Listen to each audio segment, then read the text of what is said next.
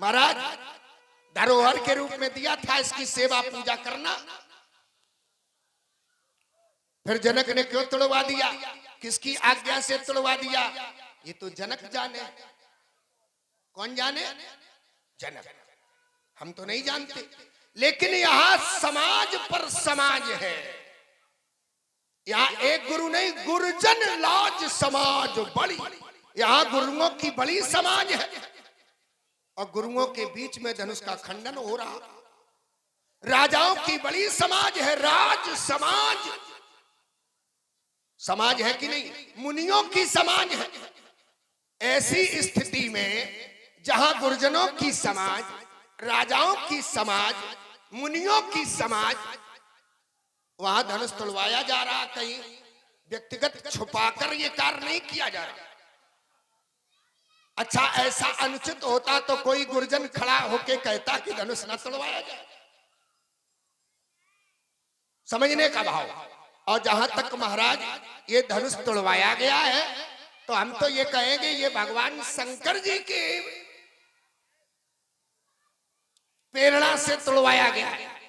अच्छा, ऐसे ऐसे समझ लीजिए आप जैसे महात्मा, कैसे समझ ले?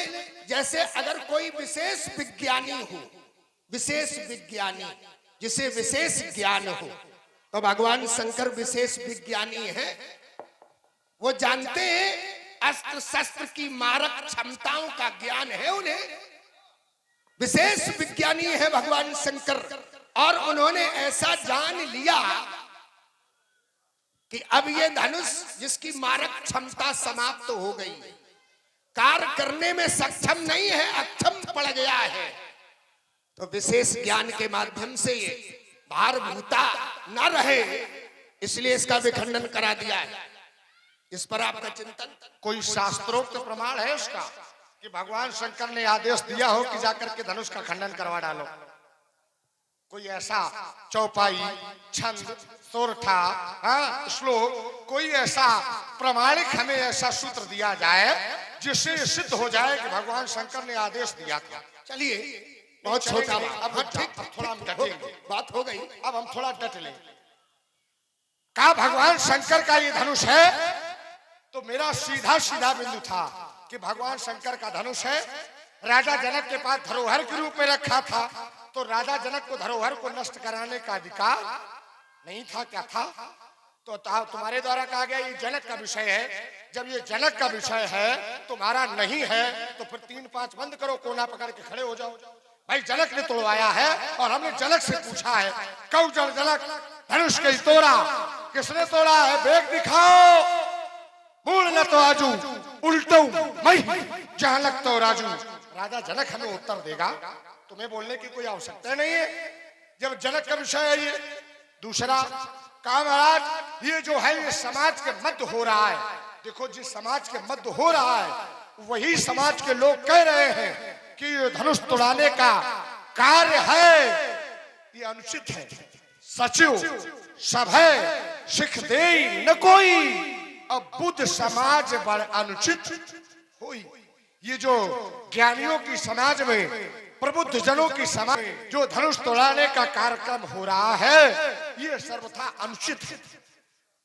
इससे भी बात तुम्हारी खंडित होती है कि सभी समाज के पक्ष में है। अगर सब पक्ष में होते तो फिर मानसकार को, आचार्यों को ये प्रमाणित करने की आवश्यकता न होती। अब विषय वही कि अगर भगवान भोलेनाथ ने आदेश दिया तो इसका कोई शास्त्रीय प्रमाण, शास्त्रोक्त चिंतन हो तो वो लाओ। अच्छा, शास्त्रोक्त चिंतन आप जो कह रहे लाओ, और हम एक आधारभूत ग्रंथ से एक अर्धाली पढ़ रहे हैं। हाँ, पढ़ो। उत्तर है, पढ़ो। ये अधिकार जो क्षेत्र है टूटने का, ये अधिकार क्षेत्र है किसका? भगवान शंकर का। भाई विनाश के देवता ही भगवान शंकर है।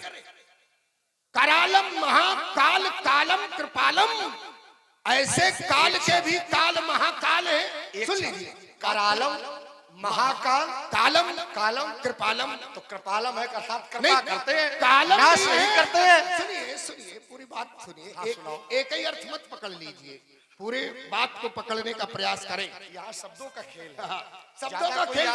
जमीनी भी विवाद नहीं है, ना ना, शब्दों का खेल तो है। शब्दों ही का है तपबल शंभु करे संहारा। ये भगवान शंकर संहार के देवता है, संहार के अधिकारी है, और ईमानदारी से ये भगवान शंकर का धनुष उनकी इच्छा से टूटा है। ये कैसे माना जाए? ऐसे ही भाई माना जाए। मनमुखी वार्ता होती है, जैसे हम मनमुखी बता रहे होती है। हैं, जैसे हम बता रहे हैं, ऐसे ही माना जाए। सीधा सीधा है, बहुत ज्यादा व्याख्यान की जरूरत नहीं है, सीधा सीधा भाव ये। तो भगवान शंकर का धनुष भगवान शंकर की इच्छा से टूटा है। अच्छा चलिए हटा दें भगवान शंकर की इच्छा, तो फिर धनुष टूटा क्यों? इस पर एक नया चिंतन। हाँ देव, फिर टूटा क्यों? ये तो सम्माननीय था, इसका सम्मान होना चाहिए था, फिर तोड़वाया क्यों गया? नहीं टूटना चाहिए था। इस पर सीधा भाव ये है कि कर्म का फल भोग संसार में सबको भोगना पड़ता है। बढ़िया बढ़िया है कि नहीं? अरे बढ़िया बढ़िया। कहीं ना कहीं बिगड़ा है भाव। ना ना ना, भाव बढ़िया बनाओ, चाहे हो कलुषित भाव, किंतु दिखला दो अपना सदैव हृदय। ठीक है ना? तो महाराज कर्म का फल भोग ऐसा कोई नहीं जिसे ना भोगना पड़े। करे जो कर्म पाप फल सोई। तो कहीं ना कहीं कर्म बिगड़ा है, इसलिए विखंडन हुआ है। कहीं ना कहीं कर्म बिगड़ा है, इसलिए ये समय आया है। लेकिन महाराज इस पर आपका चिंतन जो हो सो प्रस्तुत करना, लेकिन हमारी बात केवल इतनी मान लीजिए कि आप धनुष हो गया, चलो इसका ले लो। अब एक राजकुमार ने फिर नई यात्रा बनाई, और वो नई यात्रा दी राजकुमार ने बना करके कहा, महाराज कर्मों का फल भोगना, जो जस करे सो तस फल चाखा। जो जैसे कर्म करता है उसको वैसा ही फल भोगना पड़ता है। देखो अभी इस यात्रा को, इस तुम्हारे शब्द को हम थोड़ा जांच रहे हैं, कर्म को। एक कालखंड में देवराज इंद्र के द्वारा कर्म किया गया, शब्द है कर्म, फल भी कर्मों का मिलता है। देवराज इंद्र ऋषि त्वष्टा के पुत्र विश्वरूप का वध कर देता है। कौन? देवराज इंद्र। किसके पुत्र का? ऋषि त्वष्टा के पुत्र विश्वरूप का। ब्राह्मण बालक का जब वध कर देता है देवराज इंद्र, तो ब्रह्म हत्या का फल किसको लगना चाहिए? इंद्र को, क्योंकि कर्मों का फल तो इंद्र को मिलना चाहिए। लेकिन वो कर्मों का फल देवराज को प्राप्त नहीं हुआ, और वो कर्मों का फल 4 जगहों पर बांट दिया गया। जल को, वृक्ष को, नारियों को, भूमि को। तो ये बात भी तो भाई समझ में नहीं आ रही कि जो जैसे कर्म करता है उसको फल वैसा भोगना पड़ता है। कर्म किया देवराज इंद्र ने, अब फल वो ब्रह्म हत्या का बांट दिया गया 4 जगहों पर।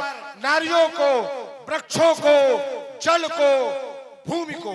अब कोई व्यक्ति जानना चाहे कि दिया क्या क्या गया? नारियों को, वृक्षों को, जल को और भूमि को जो ब्रह्म हत्या का फल मिला, वो ये मिला। भूमि को जो ब्रह्म हत्या का फल मिला, तो जो भूमि का ऊषर भाग होता है, ये भी ब्रह्म हत्या का वो प्रायश्चित। जल, जल में जो फेन होते हैं, बुलबुला होता है समुद्र में, वो भी ब्रह्म हत्या का फल। अब आया वृक्ष। वृक्षों में जो गोंद निकलता है, जिसे लोग कहते हैं बूदा, वह भी ब्रह्म हत्या का फल। चौथा आया नारी। नारी की जो रजस्वला स्थिति होती है, वह भी ब्रह्म हत्या का फल।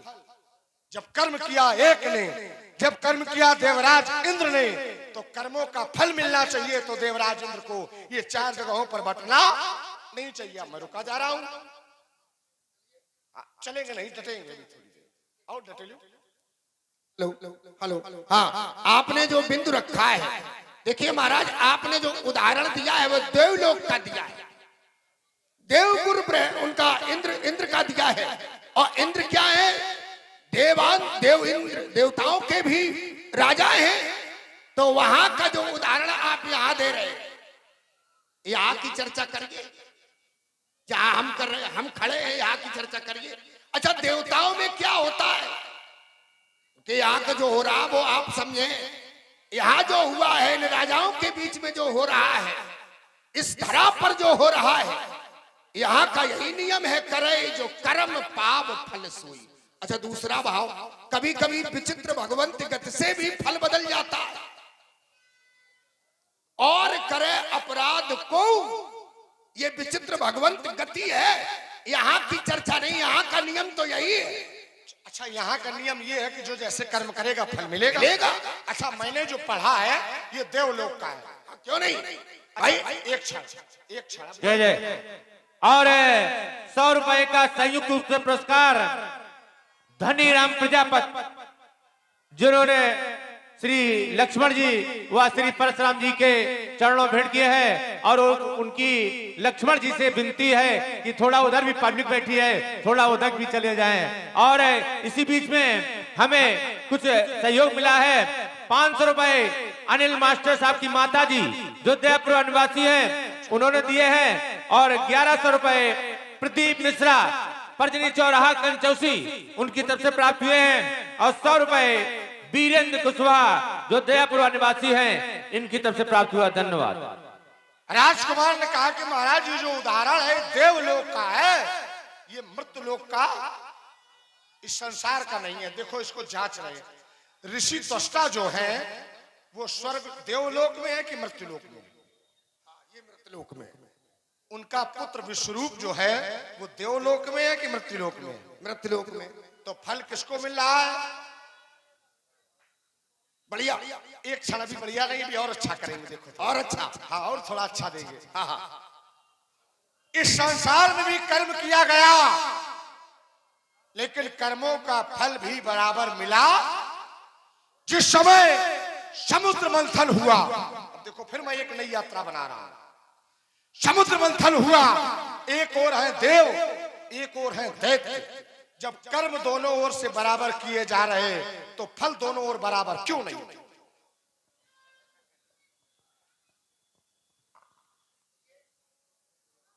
बड़ा सुंदर आपने उदाहरण दिया है कि कर्म दोनों ओर से किए जा रहे हैं, लेकिन वहां बराबर भाग नहीं बांटा गया है। देवताओं को अमृत दिया गया है और दैत्यों को अमृत नहीं दिया गया है। तो महाराज इसका भी एक कारण है, और ये कारण भगवान विष्णु ही जानते हैं। कारण क्या है, क्यों ऐसा किया गया, बांटा किसने? बांटा तो भगवान विष्णु ने है। तो ये तो देवताओं की बात है महाराज, वहां समझना चाहिए क्यों नहीं ऐसा किया गया। क्योंकि जनहित सर्वोपरि है, इसलिए छुपाया गया, वहां बराबर नहीं दिया गया। जनहित सर्वोपरि है, और दैत्य अगर इसको ले लेंगे तो दुरुपयोग करेंगे कि नहीं करेंगे? करते ही है। एक ने धोखे से पान कर लिया तो चक्र चल गया है महाराज उसका है, 2 भागों में। और आज भी वो सूर्य चंद्रमा को ग्रास करता है। अजहु देत दुख रब ससी सिर अवशेषित राहु। अच्छा, चंद्रदेव और सूर्यदेव भगवान जनहित का कार्य करते कि नहीं करते? समाज की सेवा करते कि नहीं करते? चंद्रमा संसार को शीतलता देते कि नहीं देते? भगवान सूर्य संसार को प्रकाश देते कि नहीं देते? ऐसे महान परोपकारियों को भी सताने का कार्य वो करता है। और अगर सबको मिल जाता, ये तो भगवान विष्णु ही जाने क्या होता है, सृष्टि में उथल पुथल हो जाती। और महाराज ये मानव आज जो विराजमान संचरित है, ये समाज ही समाप्त हो जाती। इसलिए हमारा भाव ये है कि देवताओं की बात वहां तक रहने दें, और हमारी आपकी बात जो है वो यहां तक होने दें, सामने।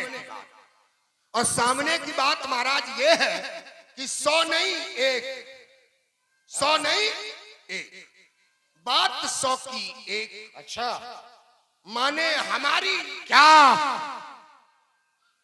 ऐसे बोलोगे महाराज? ऐसे ये हमारी ऊर्जा है। तुम भी राजा के लड़के बढ़िया खाओ, खूब चिल्लाओ। तो यही मान लीजिए जो आप बता रहे क्या, तो यही हम आपको बता रहे। बात 100 की 1 मस माने हमारी, और आप मुझसे अकड़ कर कुछ कहे ना। ठीक है, आप ब्राह्मण हैं, हम क्षत्रिय हैं, प्रेम से कहो चरण दबाएं, सेवा करें। महाराज ईमानदारी सेवा करें, है? सेवा करें, सुख मिल रहा कि नहीं मिल रहा? अरे सेवा में किसे सुख नहीं मिलता है? सेवा करें, स्नान बनवाएं, भोग लगाएं, प्रसाद खिलाएं, आरती उतारें, नैवेद्य चढ़ाएं, नारियल फोड़ें।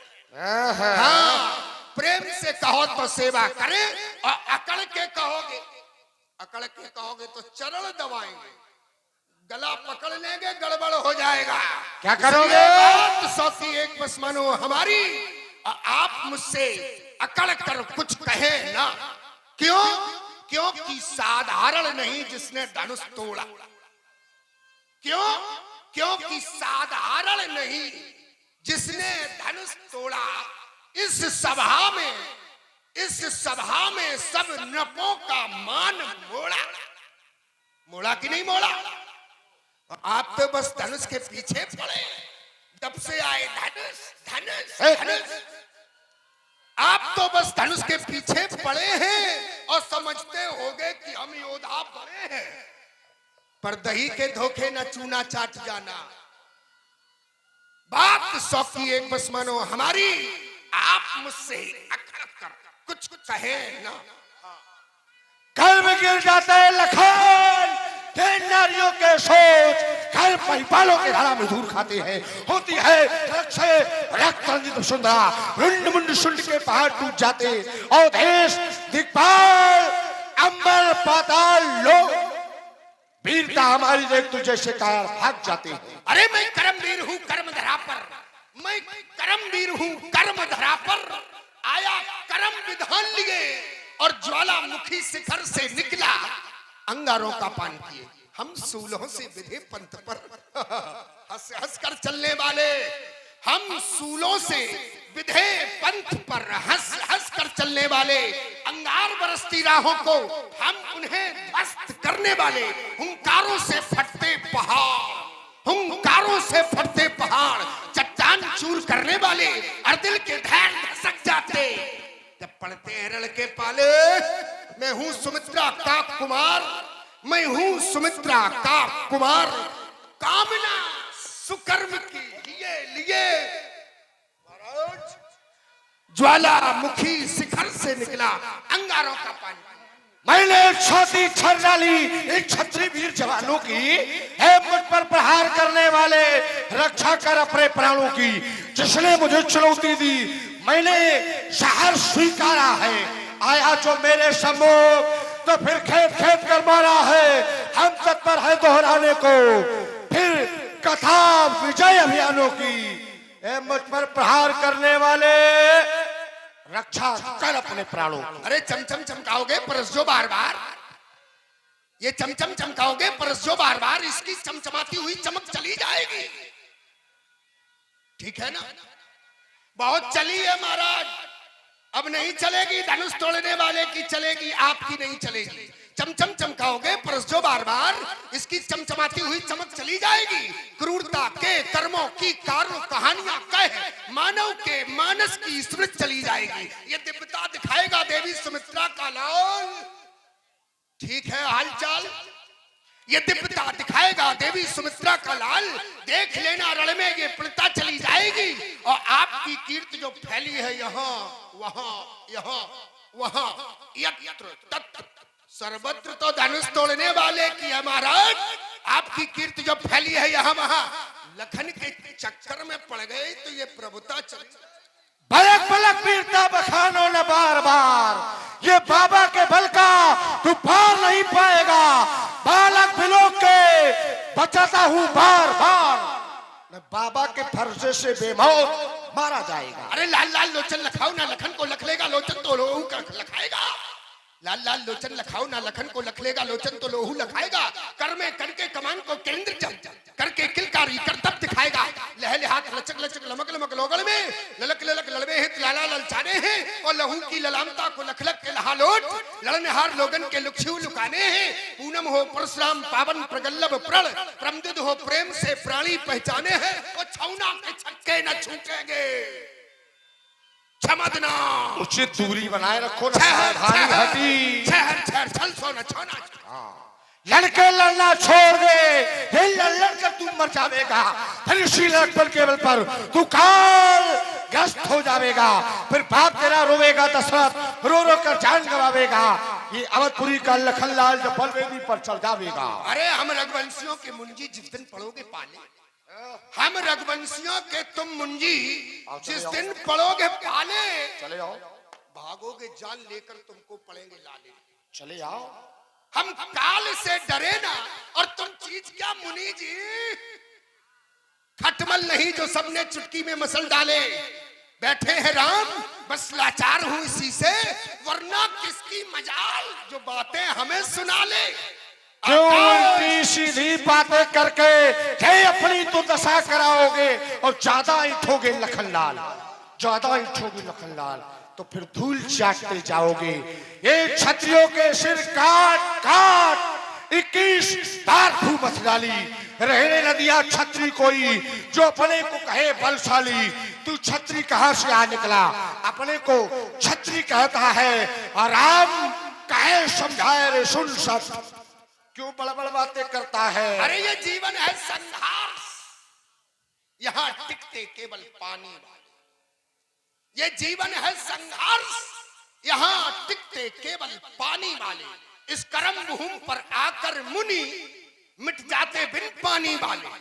ये जीवन है संघर्ष, यहाँ टिकते केवल पानी वाले, कितने आते हैं यहाँ मुनि इस कर्म भूमि पर, हम भी आए हैं, आप भी आए, और ये भगवान के भक्त भी आए। कितने आते हैं यहाँ मुनि लेकर सुकर्म की अभिलाषा, लेकिन दुष्कर्म करें निस्दिन, है नहीं त्रास की कुछ आशा। जीवन के कठिन पंथ जिन पर चलते हैं हम जैसे चलने वाले, ये जीवन है संघर्ष, यहाँ टिकते केवल पानी वाले। जाओ मुनवर चले यहाँ से, हम प्रार्थना कर ले, पाए छोले। पंडित जी अब आप जाओ, जाओ मुनवर चले यहाँ से, वरना क्या, वरना अनर्थ हो जाएगा।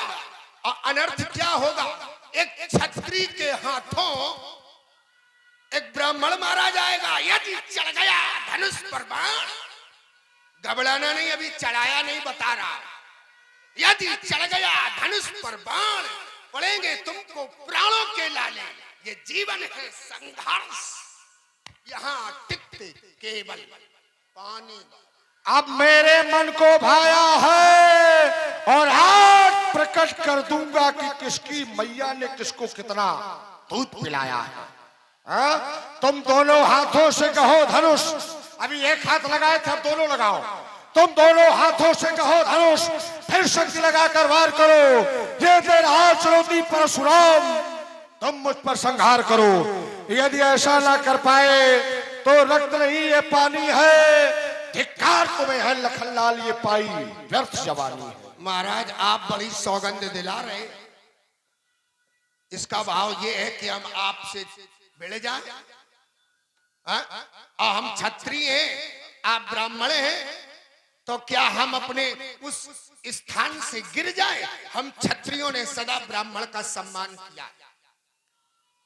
अच्छा, ब्राह्मण के 9 गुण और क्षत्रिय के 6 गुण, जितने लोग समझ ले।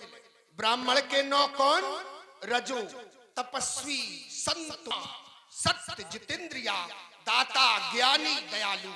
ब्राह्मणे नरभी गुणे, ब्राह्मण में 9 गुण, और जिस ब्राह्मण में दया ना हो उसे ब्राह्मण नहीं कसाई मानो, कसाई।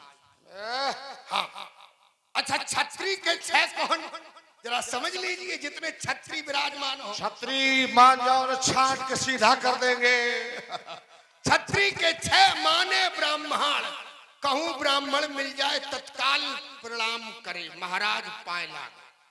छत्री के 6 माने ब्राह्मण, माने गाय, गाय का भी सम्मान करना छत्री का कर्तव्य है। माने ब्राह्मण, माने गाय, धर्म करे, धर्म संस्थापना था संभवाम युगे युगे। धर्म करे, अधर्म नहीं, और ऋणे डिराए, कर्ज के लिए डरता रहे। विषम परिस्थितियों में कहीं हाथ बढ़ाए, अन्यथा तो अपने पुरुषार्थ से काम चलाए। और जब आप जैसा ब्राह्मण कोई मिल जाए या कोई इस प्रकार से अनुचित व्यवहार करे तो 10-20 बातें तो क्षमा कर दे, क्योंकि छात्री है, एकदम ना बेड़े जाए। बारे छात्री है, क्षमा कर दे 10-20 बातें। और जब कोई ना माने तो फिर छाती पर चढ़ जाए, चाहे प्राण भले ही मारी जाए, निकल जाए। इसलिए तुम्हें चुनौती है खुली, तुम छाती का तो आओ, चले आओ। रण का जीत वचन का धनी, तब 6 गुण से छत्री बनी। आप हैं ब्राह्मण, इसलिए महाराज हम आपका सम्मान कर रहे हैं। इतनी देर नहीं लगती महाराज, आर पार हो जाता। हाँ, आप ब्राह्मण हैं और साधारण नहीं। कैसे ब्राह्मण हैं? कैसे ब्राह्मण हैं आप? भृगुसुत समुझ जनेऊ बिलो। मैंने समझ लिया कि आप भृगुवंशियों में उस संतत से, उस परिवार से जुड़े हुए हैं। आपके यज्ञोपवीत को देखकर मैंने जान लिया कि आप भृगुवंशी ब्राह्मण हैं। हेलो, हाँ, 100 रुपए की पुष्प मुद्राएं हमारे माननीय श्री श्याम जी सिंह जी कोटेदार। 50 रुपए प्रभु लखनलाल जी के चरणों में 50 पुष्प मुद्राएं परशुराम जी के चरणों में भेंट किए हैं। धन्यवाद। और कुछ कमेटी में सहयोग प्राप्त हुआ है। ब्राह्मण हैं और जाना कैसे जनेऊ बिलो की। आपको इस यज्ञोपवीत को देखकर मैंने जाना कि आप भृगुवंशी ब्राह्मण हैं। इसमें क्या देखा? इसमें मैंने आपके उस ब्रह्म ग्रंथ को देखा, एक दंडाकार और एक चक्राकार ग्रंथ। मैंने जान लिया आप भृगुवंशी ब्राह्मण हैं, जनेऊ बिलो की। अब आप चाहे कछ कहो महाराज, जो कछु कहो सहूं रिस रोकी। मैं अपने हृदय के रिस को रोककर आपकी प्रत्येक बात सहन करता हूं। उसका कारण क्या है? सुर महिसुर हरिजन अरुगाई, हमरे कुल इन पे न सुराई। हमारे कुल में कभी इनसे शत्रुता, वीरता, सूरता नहीं दिखाई जाती। अगर धोखे से ऐसा हो जाए, हमारे धनुष से बाण निकल जाए और ब्राह्मण के हृदय में लग जाए, ब्राह्मण का वध हो जाए, तो वध है पाप, हमें पाप लगेगा। अगर हम क्षत्रिय हैं, आपसे युद्ध में हार जाएं तो अपयश मिलेगा। अब कीरत हारे, अपयश मिलेगा। मर जाए पर हार कर ना आए। क्षत्रिय है, अब आप मारे भी तो पापरी तुम्हारे, आपके पैरों ही पड़ेंगे, क्योंकि आप ब्राह्मण हैं, तपस्वी ब्राह्मण हैं। लेकिन महाराज आपको इसकी आवश्यकता नहीं, क्योंकि आपकी वाणी ही इतनी सामर्थ्यशाली है। आपकी वाणी का वो सामर्थ्य है, वो शक्ति है। कोटि पुलिस सम वचन तुम्हारा। आप जिससे कह दे चिरंजीव, तो क्या वो मर सकता है? वो तो चिरंजीव रह सकता है। आपकी वाणी का वो सामर्थ्य है। इसलिए महाराज कोटि पुलिस सम वचन तुम्हारा, और व्यर्थ धरे धन बाण कुठारा। ये धनुष बाण कुठार तो आप व्यर्थ में ही धारण करते हैं। आपकी वाणी ही इतनी सामर्थ्य रखती है कि आप जिसे मार दें वो मर जाए, और जिसे उठा दें वो उठ जाए। इस संदर्भ में आपकी प्रस्तुति। राजकुमार ने कहा कि मैंने महाराज ऐसा जाना, भृगुसुत समुझ जनेऊ बिलोकी, जो कछ कहूं सहूं रुसरोकी। मैंने आपके यज्ञोपवीत को देखा तो मैं ये जान गया कि आप भृगुवंशी ब्राह्मण हैं। भृगुसुत, अच्छा विचार ये करना कि सुत माने तो पुत्र होता है, तो क्या हम महाराज भृगु के पुत्र हैं?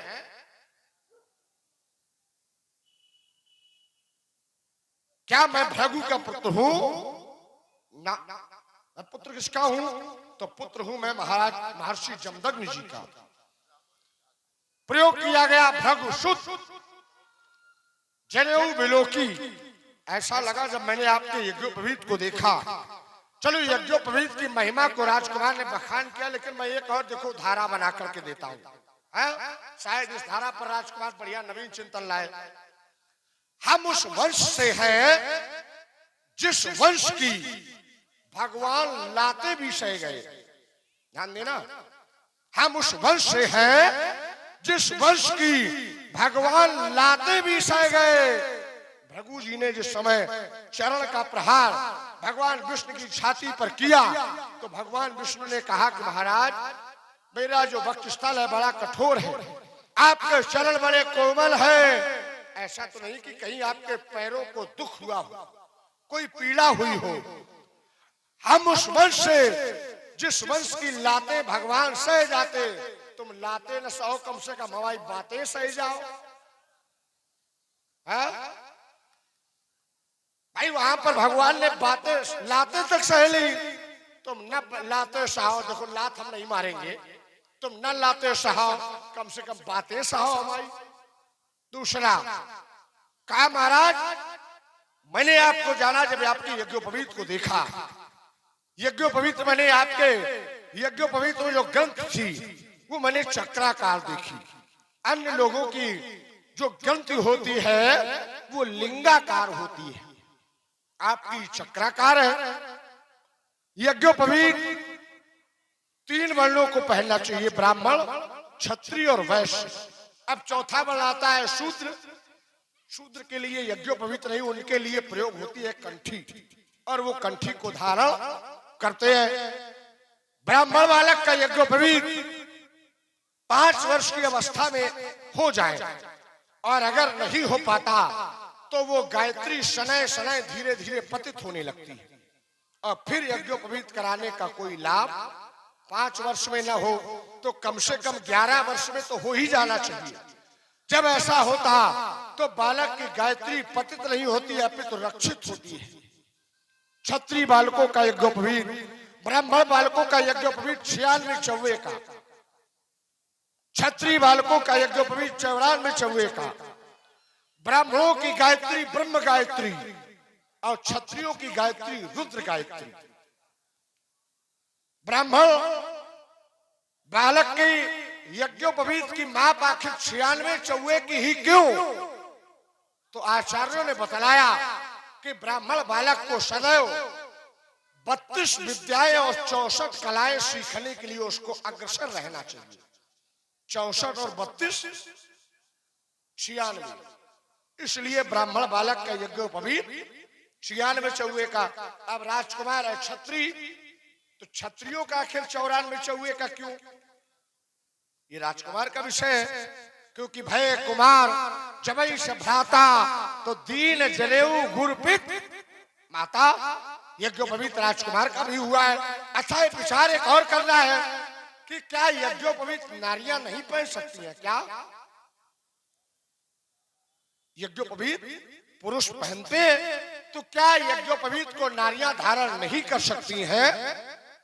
यज्ञोपवीत जो ब्राह्मण बालक उनकी ब्रह्म गायत्री, क्षत्रिय बालकों की रुद्र गायत्री। जब भी व्यक्ति गायत्री का उच्चारण करे तो व्यक्ति को यह सुनिश्चित करना चाहिए कि गायत्री का उच्चारण इतनी तेज स्वरों में न हो कि कोई दूसरा उसको सुन पावे। अगर तेज स्वरों में गायत्री का उच्चारण होता तो फिर गायत्री जप करने का कोई लाभ प्राप्त नहीं होता। राजकुमार क्षत्रिय, यज्ञोपवीत राजकुमार का भी हुआ है। ब्राह्मण बालकों का इतना यज्ञोपवीत होता है, लेकिन वर्तमान समय में यज्ञोपवीत कराए कम जाते हैं, निपटाए ज्यादा जाते हैं। अगर बेटे के विवाह वाले ना आवे तो हो सकता कि कहो विवाह वाले ना आवे तब तक कहो यज्ञोपवीत होए ना, और जैसे विवाह वाले आए तो तुरंत पहुंचे पंडित जी के यहाँ के पंडित जी जैसे हो विवाह की तिथि देखो, समय देखो, उसी समय हमारा यज्ञोपवीत निपटा हो। और जब पिताजी कहते हैं कि यज्ञोपवीत निपटाओ तो फिर बालक का जब यज्ञोपवीत हो जाता है तो वो बालक भी उतार करके यज्ञोपवीत खूंटी पर। क्यों? क्योंकि बालक ने यह यज्ञोपवीत की महिमा को जाना और न उस पिता ने यज्ञोपवीत की महिमा को बताया।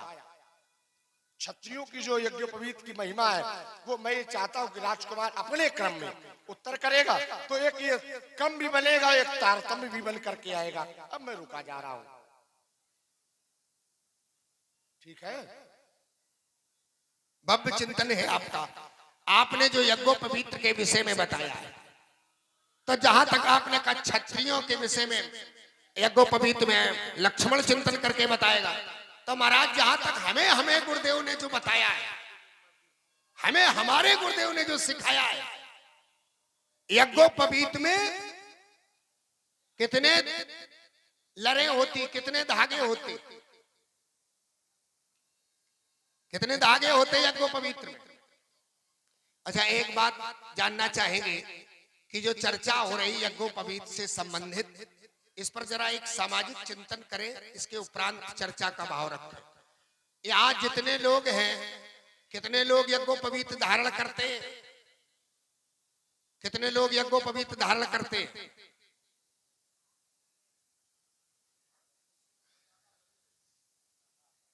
ये संस्कार है, उपनयन संस्कार नाम है इसका, यज्ञोपवीत संस्कार। ये संस्कार होना आवश्यक है। समाज में यही तो समाप्त हो गया है, चाहे कितनी लीलाएं कराई जाए, जब तक संस्कार जीवन में नहीं आएगा तब तक जीवन में बदलाव सुनिश्चित नहीं हो सकता। चाहे कितनी रोज लीलाएं कराएं आप,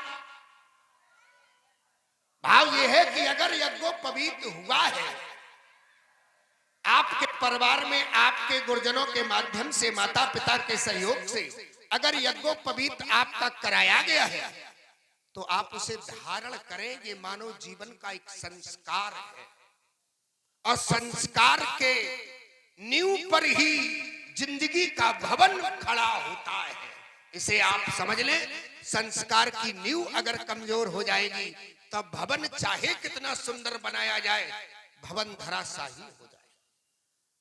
हमें हमारे गुरुदेव ने बताया 3 धागे होते हैं, 3 धागे। किसी भी यज्ञोपवीत में प्रमुख 3 लरें होती हैं, 3 ताग होते हैं, 3 धागे होते हैं। तो ये 3 धागे क्या है?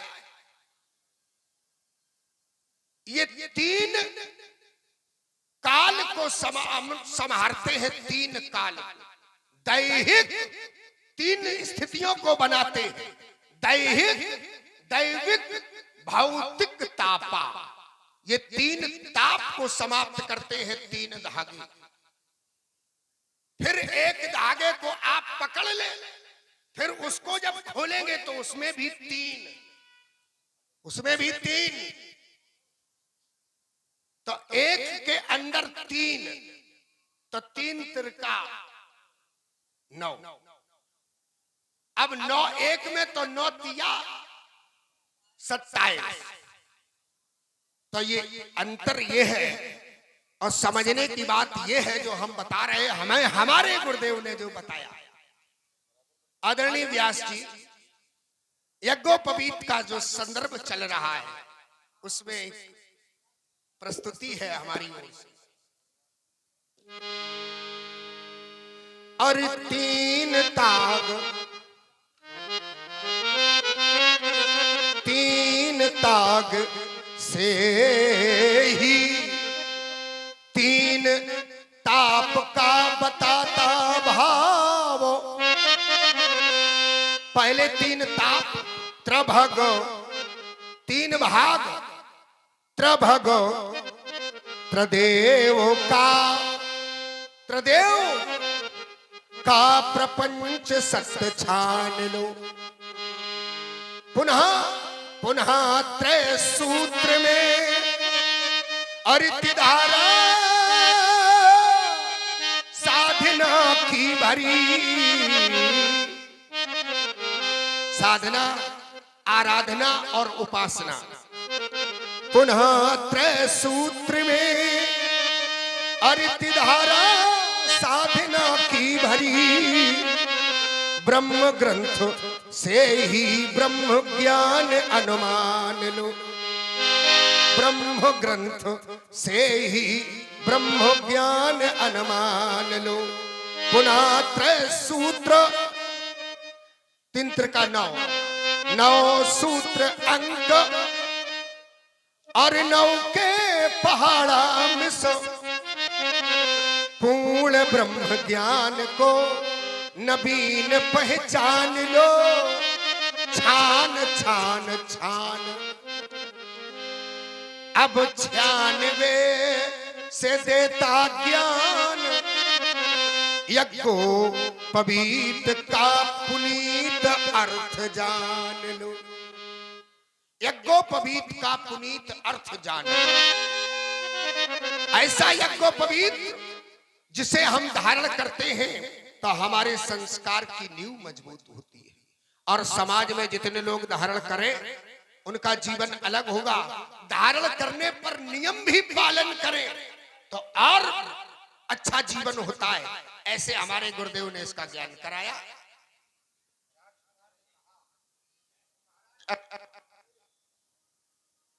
गुरुदेव ने हमको ज्ञान कराया।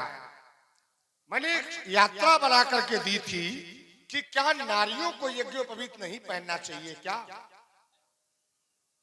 थोड़ा चिंतन यहां होना चाहिए था। मैंने एक और चिंतन दिया था, राजकुमार का भी यज्ञोपवीत हुआ है और बड़ा अच्छा यज्ञोपवीत के महिमा का बखान किया। क्षत्रियों का यज्ञोपवीत आखिर 94 चौवे का ही क्यों? ब्राह्मण का 96 चौवे का, तो ब्राह्मण को 64 कलाएं और 32 विद्याएं सीखने में प्रयासरत रहना चाहिए, प्रयत्नशील रहना चाहिए। अब क्षत्रियों का जो यज्ञोपवीत है वो 94 चौवे का ही क्यों? क्या नारियों को यज्ञोपवीत धारण नहीं करना चाहिए क्या? थोड़ा चिंतन यहां भी होना चाहिए था।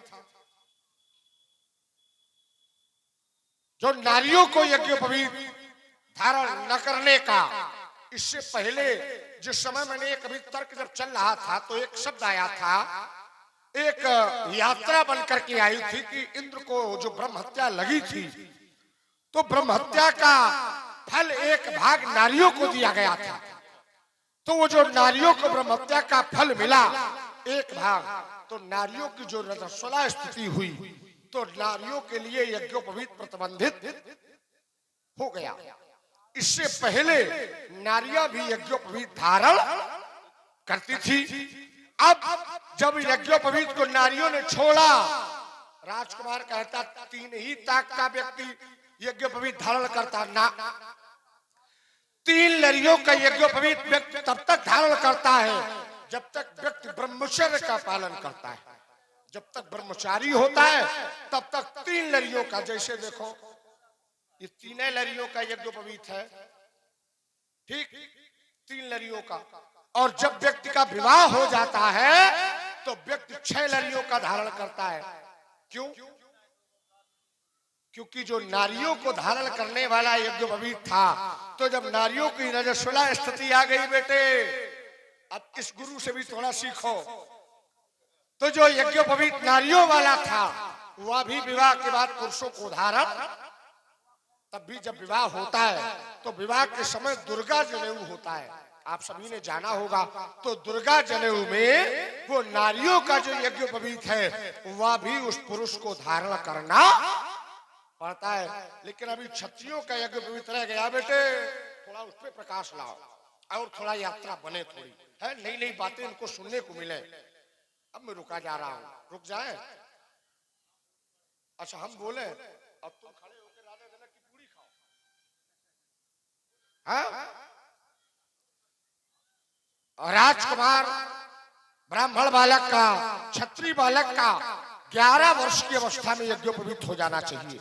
और जिन बालकों का 11 वर्ष की अवस्था में यज्ञोपवीत नहीं होता तो फिर उनकी भी गायत्री शनय शनय पतित होने लगती है। और फिर अगर यज्ञोपवीत कराया जाता है तो फिर उस यज्ञोपवीत का कोई लाभ होने वाला। ये जो यज्ञोपवीत है ये भगवान ब्रह्मा के द्वारा हमको दिया गया। यज्ञोपवीतम परमम पवित्रम प्रजापतिर सहजम पुरस्कार। यह यज्ञोपवीत जो है यह सहज में ही हमें भगवान ब्रह्मा के द्वारा दिया गया है। हाँ? और इसको धारण करने से होता क्या है? तो कहा बल मस्तु तेजा। इसको धारण करने से व्यक्ति में बल तेज ये बढ़ता है। कब? जब व्यक्ति यज्ञोपवीत को धारण करता है। ऐसी यज्ञोपवीत की महिमा है। और कम से कम जितनी बातें हम कहें वो सब बातें तुम सहाओ, और जितनी अगर हम लातें भी चलाएं तो लातें और बातें दोनों सहाओ, है ना? मुस्कुराओ नहीं, लातें बातें सहाओ भाई। हम आपकी बातें सह रहे हैं, इसीलिए हमने अपनी चर्चा में कहा था जो कछ कहाओ, कहा था चाहे कछ कहो सहाऊ रिस रोकी। आपने बढ़िया सुंदर से चर्चा की। यज्ञोपवीत धारण करना चाहिए। यज्ञोपवीत धारण करने वाले को प्राप्त क्या होता है? यज्ञोपवीतम परमम पवित्रम प्रजापतिर्यत सहजम पुरस्तात आयुष्मग्रम प्रतिमुच्च शुभ्रम यज्ञोपवीतम बलमस्तु तेजा। लेकिन कभी कभी यज्ञोपवीत किसी कारण से दूषित हो जाए, होता है,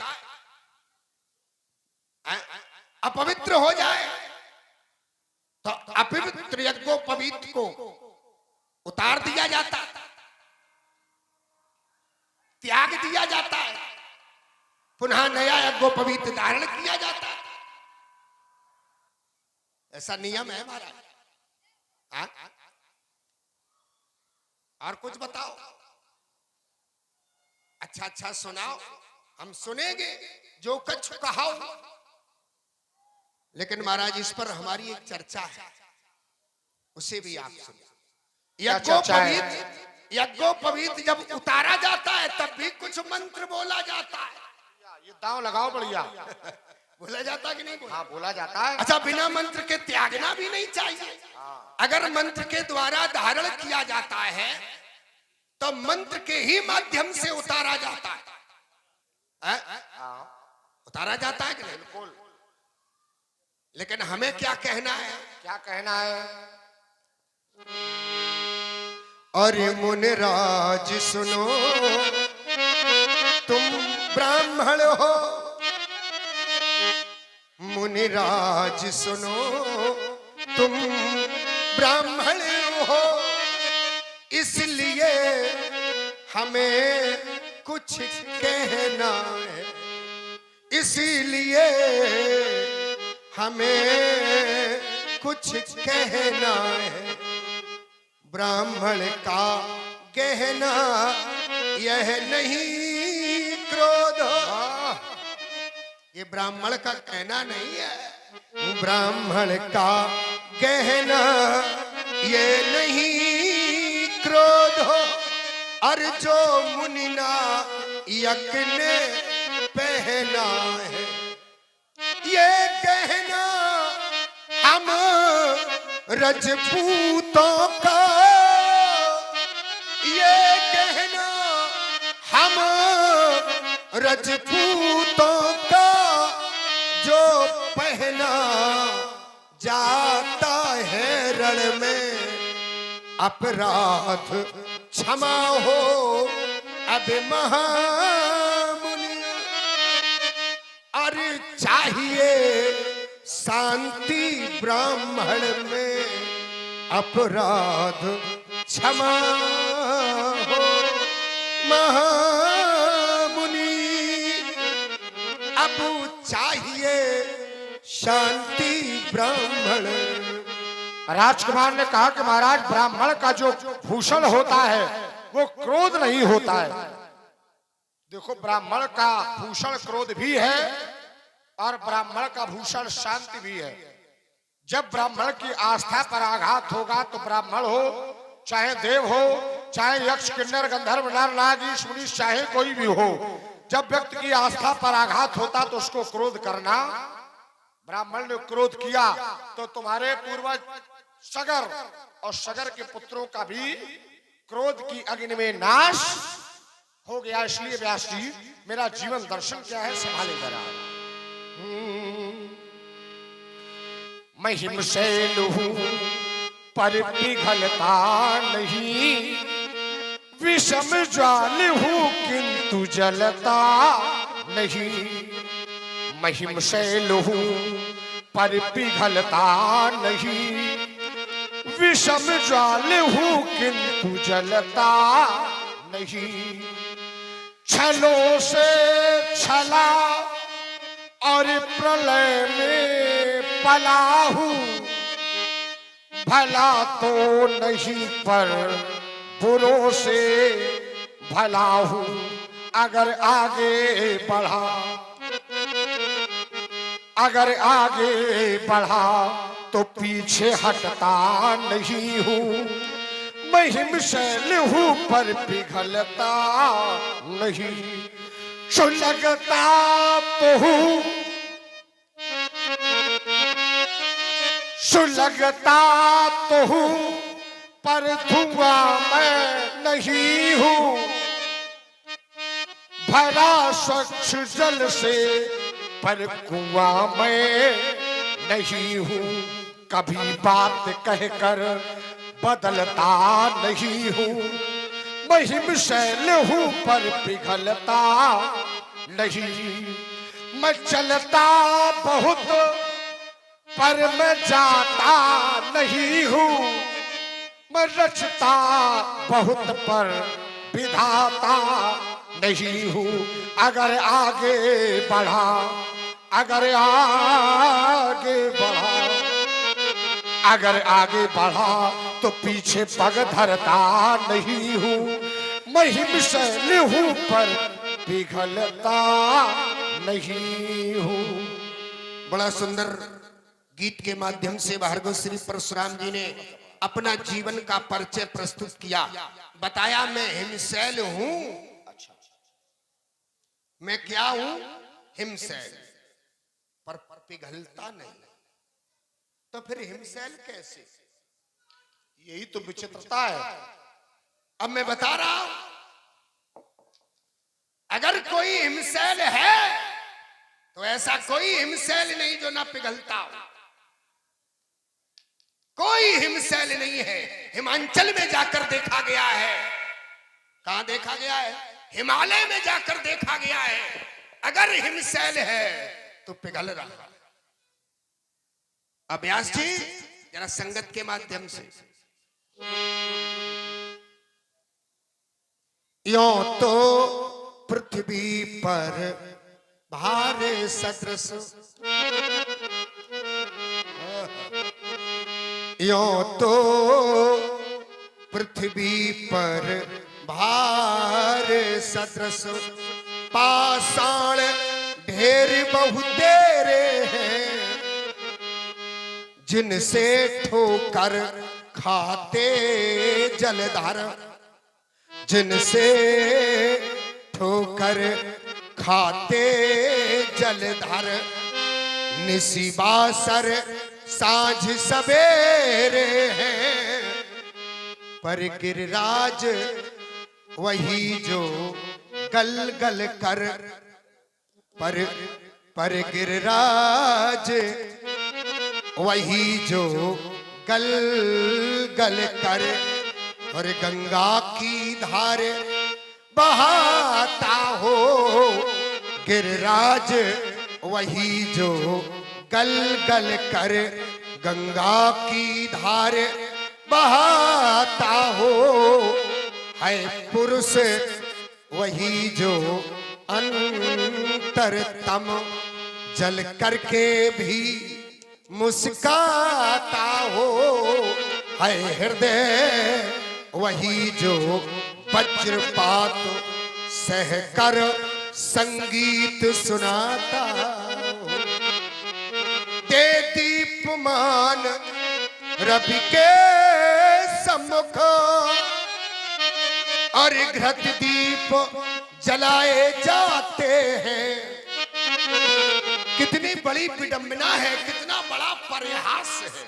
दे दीपमान रवि के सम्मुख, और घृत दीप जलाए जाते हैं। समृद्धि देव मंदिर में तो, और सब भेंट चढ़ाए जाते हैं, पर है सच्चा वही पुजारी जो, और है सच्चा वही पुजारी जो खंडहर में दीप जलाता हो, है पुरुष वही जो अंतरतम, जल करके भी मुस्काता हो, है हृदय वही जो वज्रपात सहकर संगीत सुनाता। इस संसार में व्यक्ति आता और आने के बाद यह मेरा है या तेरा है वह इसी में लग जाता। लेकिन आचार्य कहते हैं कि व्यक्ति का जीवन सार्थक सिद्ध तब होता जब व्यक्ति अपने लिए तो सभी जीते हैं, लेकिन जब व्यक्ति दूसरों के लिए जीता है तब व्यक्ति का जीवन सार्थक सिद्ध होता। क्योंकि परहित सरिस धर्म नहीं भाई और पर पीड़ा सब नहीं अजमाई, तो करना क्या है। तो एक कवि की कल्पना याद आती, व्यास जी कवि कहता है, मत जियो सिर्फ अपनी खुशी के लिए, कोई सपना बुनो जिंदगी के लिए। मत जियो सिर्फ अपनी खुशी के लिए, कोई सपना बुनो जिंदगी के लिए। पोंछ लो दीन दुखियों के आंसू अगर कुछ नहीं चाहिए बंदगी के लिए। भक्त भगवान से कहने लगा कि परमात्मा मैं आज आपकी भक्ति नहीं कर सकता, आज आपकी उपासना नहीं कर सकता। तो परमात्मा ने भक्त से पूछा क्यों? तो भक्त परमात्मा से कहता है, आज मेरे पास अमुक संसाधनों का अभाव है, इसलिए मैं आपकी भक्ति उपासना अर्चना वंदना पूजा नहीं कर सकता। तो कभी भक्त से कहता है कि परमात्मा कभी संसाधनों का भूखा, परमात्मा भूखा है तो सिर्फ भाव का भूखा है, इसलिए करना क्या है। तो कभी कहता है, सोने चांदी की थाली ये जरूरी नहीं, ये दिल का दीपक बहुत आरती के लिए। मत जियो सिर्फ अपनी खुशी के लिए, कोई सपना बुनो जिंदगी के लिए। भक्त भगवान से कहता है दूसरा भाव, आप मेरे जीवन में सदा सर्वदा सुख न देना। भगवान ने पूछा क्यों? तो भक्त कहता, अगर मेरे जीवन में सदा सर्वदा सुख आता रहा, दुख ना आया, तो मैं आपको भूल जाऊंगा, इसलिए करना क्या है। तो करना यह है, ऊब जाए ज्यादा खुशी से न हम, ऊब जाए ज्यादा खुशी से न हम, ये गम जरूरी है कुछ जिंदगी के लिए। मत जियो सिर्फ अपनी खुशी के लिए, कोई सपना बुनो जिंदगी के लिए। तुम हवा को, तुम हवा को, तुम हवा को पकड़ने की जिद छोड़ दो, ये वक्त रुकता नहीं है किसी के लिए। मत जियो सिर्फ अपनी खुशी के लिए, कोई सपना बुनो जिंदगी के लिए। कोई सपना बनो जिंदगी के लिए। बढ़िया गीत के माध्यम से भव्य भार्गव का भाव समाज के मध्य प्रस्तुत किया। आइए, जीवन क्या है केवल समझना ये। यह तो विभिन्न विद्वानों ने जीवन की परिभाषा परिभाषित की है अपने अपने विवेकानुसार। किसी ने जीवन संघर्ष को कहा, किसी ने जीवन प्रेम को कहा, किसी ने जीवन विरोध को कहा, किसी ने जीवन बोध को कहा। बैर विरोध कहीं ना कहीं अलग अलग परिभाषाएं, लेकिन जहां तक अपना मानना है, हमारा अपनी मात्र, तब मेरे हिसाब से जीवन क्या है। फूल बनकर मुस्कुराना जिंदगी है। फूल बनकर मुस्कुराना जिंदगी है, और मुस्कुरा के गम भुलाना जिंदगी है। मिलकर खुश हुए तो क्या हुए, आपसे मिलकर खुश हुए तो क्या हुए, बिना मिले रिश्ते निभाना जिंदगी है। और महाराज जहां तक अगर आप कहते भजन साधन, तो इसी में एक हमारा भी ले लो। सुनाओ।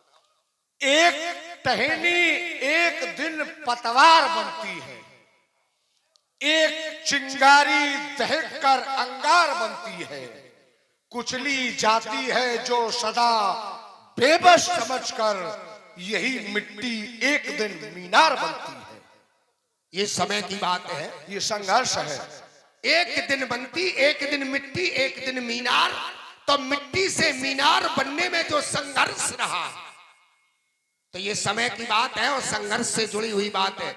हमारे यहां महाराज संघर्ष की कोई कहानी नहीं है कि हम आपको सुना दें बात पूरी हो जाए। ईमानदारी से हमारे यहां तो संघर्ष का इतिहास है। भू भानु वंश भय भूप बड़े रे। हमारे वंश में एक से एक महान दानी, प्रतापी, पुरुषार्थी, परमार्थी, त्यागी, सत्यवादी, ऐसे ऐसे राजाओं का इतिहास है महाराज। एक तो सुभट, एक बड़ बेरे, एक से एक महान, एक से एक बड़ा, ऐसा हमारे यहाँ का इतिहास है। और संघर्ष में रहा, बिना संघर्ष के कुछ मिलता नहीं है। तो संघर्ष ही हमारे पूर्वजों ने किया है और संघर्ष से इतिहास बनाया है, इतिहास। लेकिन आप लोगों के मन में जो भाव है भजन की जो बात है, भजन की, तो क्या भजन एकांत में बनेगा? क्या घर त्यागना पड़ेगा? ना, यहीं रहकर भजन बनेगा, कहीं जाना नहीं है। भजन बनेगा कब? आदत बुरी संहार लो बस हो गया। कितना सरल है भजन करना। अब बनाने का विचार ही ना हो तो ना बनाओ भजन, करते रहो भोजन, व्यसन का भोजन करते रहो। लेकिन भजन बनाओगे, हम मान ले कि चलिए कुसंग में आकर आदत बुरी हो जाती है, कुसंग में को न कुसंगति पाए, आदत आ जाती है, लेकिन आदत बनी रहे ऐसा नहीं है, क्योंकि जिंदगी नहीं रहेगी। तो आदत अगर आ गई तो जानी भी चाहिए, कहीं ना कहीं से आ गई है तो जानी चाहिए। यही भजन है। आदत बुरी संहार ले बस हो गया भजन। कोई तुम्हें बुरा कहे कसूर कर क्षमा, और बाणी का सर संहार ले बस हो गया भजन। बाणी न हो यदि भावना, न हो यदि भावना तो देह में कंपन नहीं होता। बिना अनुराग के कहीं कोई संगम नहीं होता। त्याग तन से किया तो क्या, न त्यागी कामना कोई। अकेले घर को छोड़ देने से वैरागी मन नहीं होता। मन व्यक्ति अगर घर छोड़ दे, वलकल वस्त्र पहन ले, तो क्या वो व्यक्ति साधु संत महात्मा कहा जाएगा?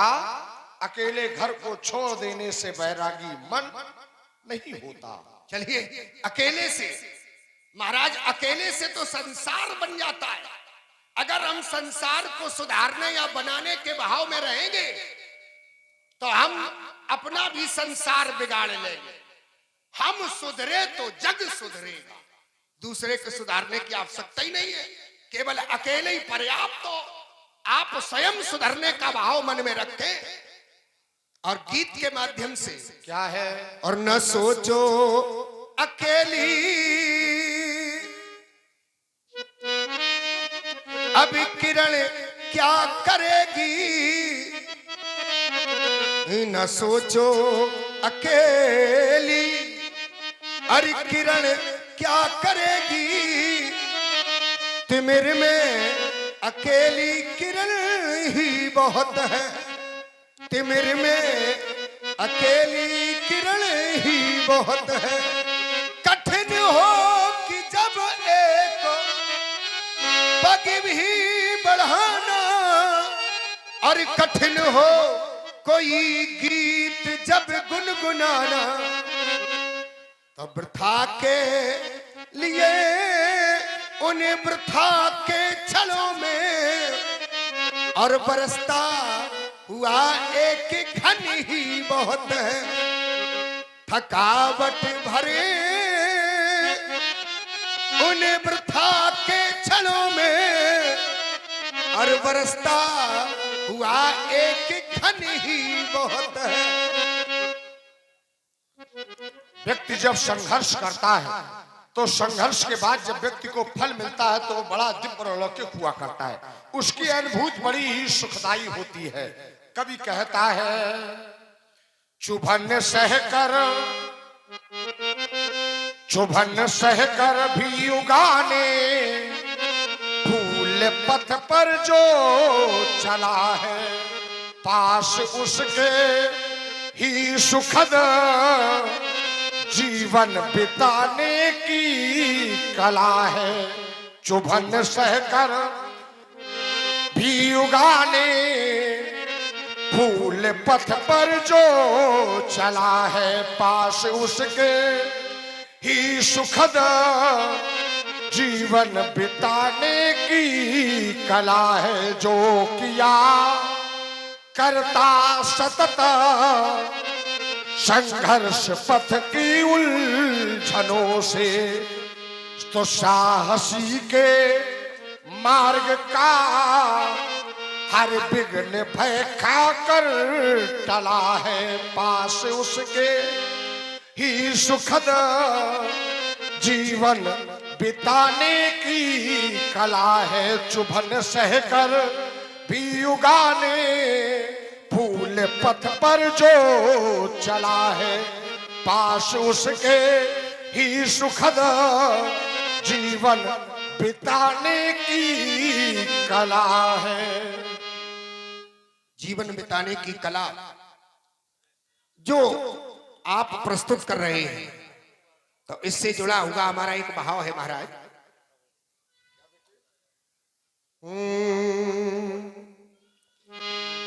जीवन का राग सुनाने वाले,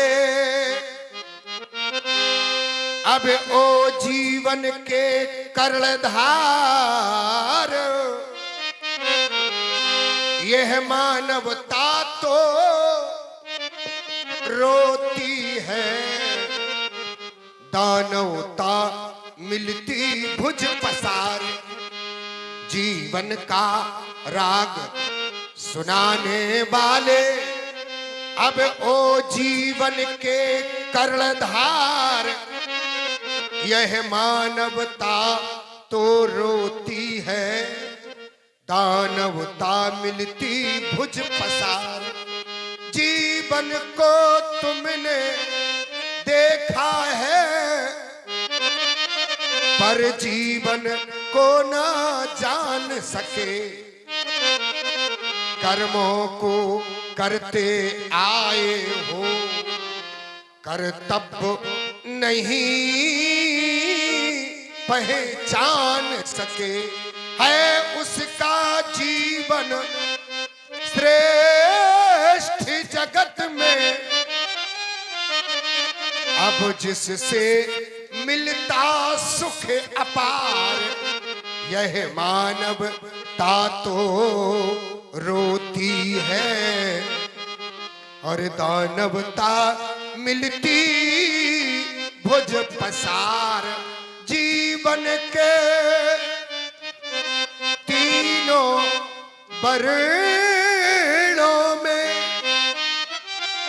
अब क्या सुंदर व्यवहार छुपा, यह जीव मिले नारायण से, यह जीवन का व्यापार छुपा। है जीव पृथक नारायण, अब ऐसा कुछ मेरा विचार, यह मानवता तो रोती है, और दानवता मिलती भुज पसार। गीत भूदान के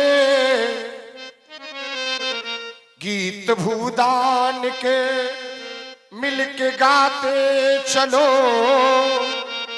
प्रेम की ज्योति घर घर जलाते चलो। कोई भूखा न हो, कोई नंगा न हो, बंद महलों में यमुना या गंगा न हो। बढ़ उठो और समता की धुन गुनगुना, बढ़ उठो और समता की धुन गुनगुना।